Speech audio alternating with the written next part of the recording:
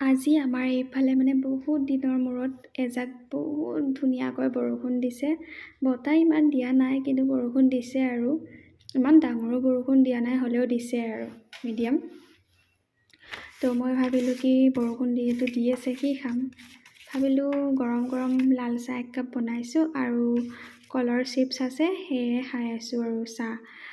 কি কৰিব, যিহেতু বৰষুণ দিলে অলপ ঠাণ্ডা ঠাণ্ডা লাগে ন, তো সেইকাৰণে অকণমান চাহ খাইছোঁ আৰু চাহৰ লগত এয়া কলৰ চিপছ খাই আছোঁ। মই কাম কৰি কৰি কি ভাবি আছোঁ জানে? মানে আগতে মই কি আছিলোঁ আৰু এতিয়া কি হৈ গৈ আছোঁ, মানে বিয়াৰ আগৰ কথা কৈছোঁ আৰু এতিয়াৰ কথা কোৱা নাই। বিয়াৰ আগতে মই যেনেকুৱা আছিলোঁ, এতিয়াতো লাইফটো পূৰাই চেঞ্জ হৈ গৈছে মোৰ।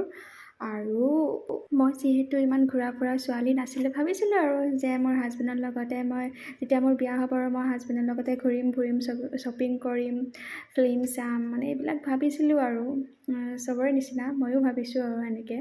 কিন্তু